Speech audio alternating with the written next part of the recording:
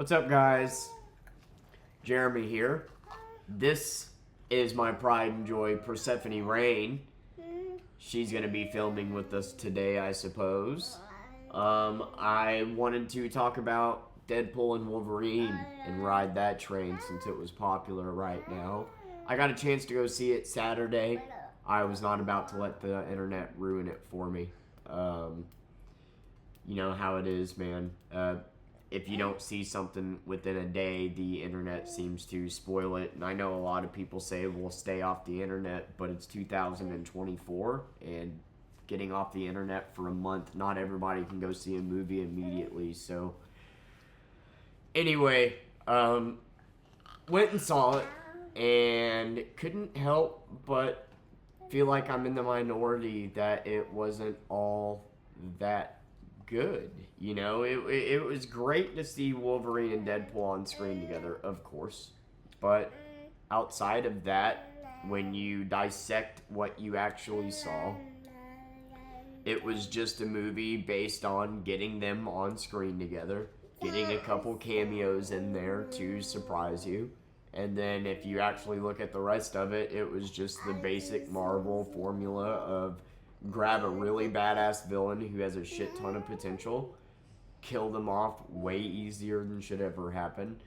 A bunch of easily, lazily written things, like with the, like the hundred Deadpool scene. That kind of irritated me a little bit, right? Deadpool's strong as hell. You would think Deadpool versus Deadpool would end in a draw, let alone 100 Deadpools, and they go through them like they're nothing, and then after they regen, they stop fighting because Peter shows up. That is some lazy shit, in my opinion. And just little stuff like that, just little conveniences that, I don't know, just made it not seem like it was ever really that intense or that much was at stake, like especially the end when one of them is gonna die and sacrifice themselves to stop Cassandra. Like, we all know nobody's gonna die, and then they both get in there and we gotta see a shirtless Hugh Jackman sacrifice himself, and there's no way that they can survive this, and then they do, of course. And then somehow that just conveniently worked out to wipe out Cassandra, who could have been a very hell of a villain. And it was weird to me that she has the power to wipe out all the timelines, but just conveniently waited until she was annoyed to do it. Just when you sit down and think about the story, not a whole lot of it makes sense. And I compare it to No Way Home because it's another movie that is just made for fan service. If you have a movie that's just made for fan service and is just made for what the fans want, that doesn't exactly make it a good movie. Fans aren't writers for a reason, and they're not always right. If you always give fans what they want, if every movie that came out from now on was what a fan wanted, there would be no surprises, there would be no uniqueness. It would just be, yes, I finally got to see this on screen. We got to see Deadpool and Wolverine on screen. Cool. The hour and a half after that now just wasn't really a cohesive story. X-23 somehow ending up in Deadpool's universe didn't make any fucking sense. It didn't make any sense that she was in the void to begin with. I just wasn't a big fan of it, you guys. I don't know. I was also not in the best mood going into the movie that day. And movies in general just haven't really been fascinating me lately. Because we live in a time where I think everything that you can possibly do has been done. I mean, every movie that comes out now is a prequel or a sequel or somehow related to a movie that has been out before it. There's no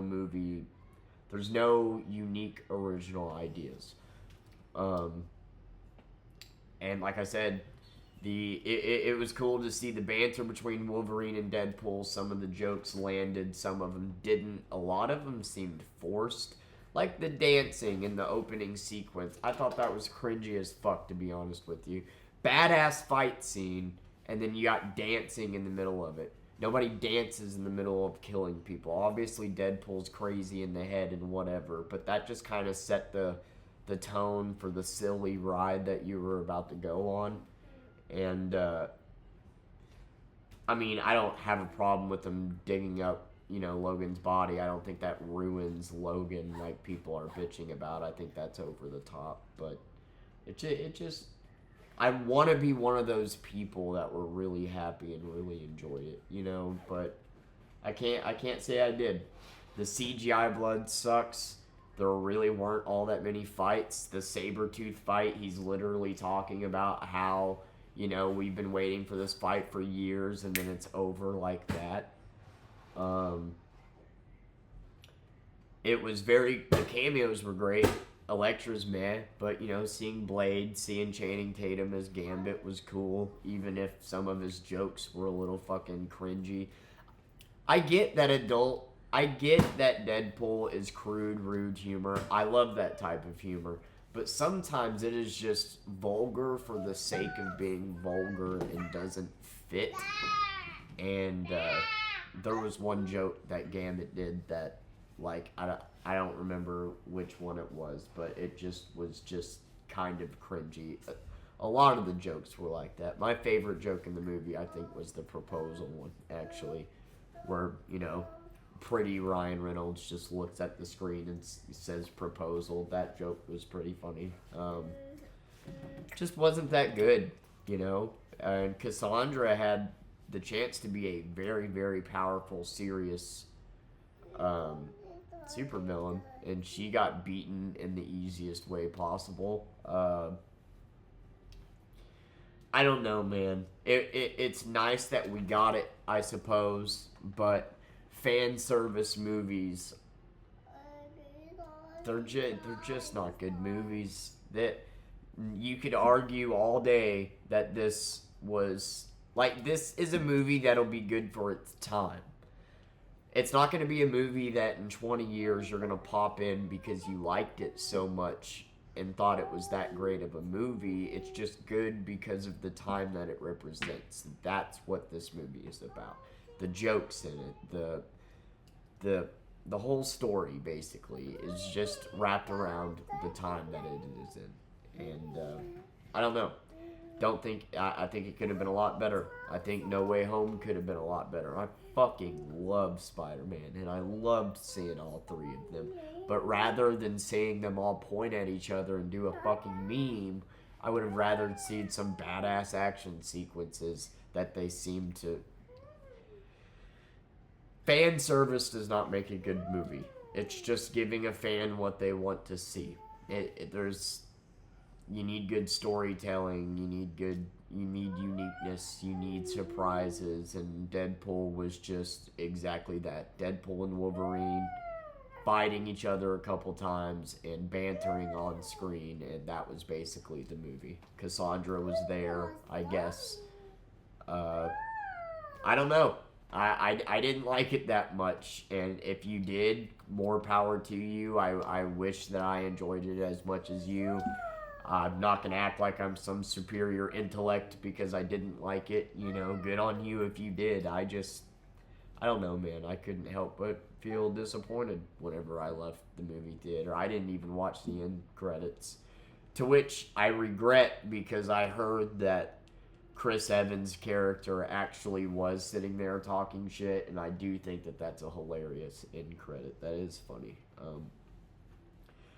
But I guess at the end of the day, it is a comedy / action, and it was more or less going for the comedy. And I see a lot of people saying that it was an action masterpiece, and I don't agree with that. I don't think there was that. Like in the 100 Deadpool scene, it really... What was it? It was Wolverine doing this over and fucking over into Deadpool's face, and Deadpool just doing this for about 100 yards, and then that's it. And then all of a sudden, they all get distracted by Peter. That would never happen. And I don't understand how Deadpool defeats Deadpool so easily. You would think just one Deadpool would give him a run for his money, let alone 100. And then Cassandra, like I said, just the whole plot sucked. And while, yes, sometimes you can forgive having a weak story just for the fun of what you're seeing on screen, I'm not one of those people that are impressed just by seeing two characters together. That doesn't make me happy enough to call it a good movie. It was great to see them. It was great to see the banter, but I don't know, man.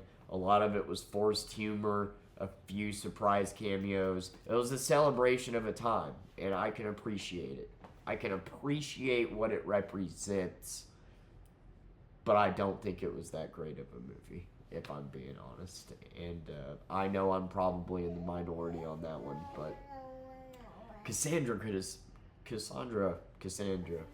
she could have been such a good villain, dude. She could have been a problem. And I do wish that they did jump through, other MCU movies and stuff.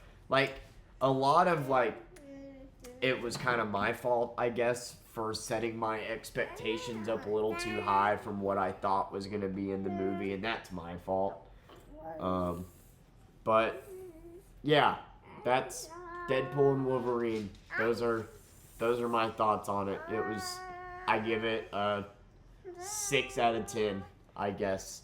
Like, I don't hate it. It wasn't an awful movie, it wasn't boring. But it's, I would watch either of the other two before that one. Like I said, it's good for the time that it was in and the time that it represents. Sorry for my nasally ass voice. I'm still not feeling the best. And if this video ends up being uploaded in 480p, just bear with me. I don't know why. It's recording in 1080. I got a fucking $2,000 computer here. That's not... I don't know, man. I'm still figuring out this uploading video stuff. Like, I'm looking at it here, and it looks fine, and then I upload it to YouTube, and then it's blurry as shit. So, just bear with me. I don't really know, what all I'm going to talk about going forward. But, I don't know. Just feels good to vent and talk about things, So... That's my thoughts on Deadpool v Wolverine. I give it a 6 out of 10. If you liked it a lot, more power to you. I think that they totally could have made it a lot better if they really focused on writing an actual story than just, hey, the fans will like that. So that's my thoughts. Say bye to her, and we'll see you later.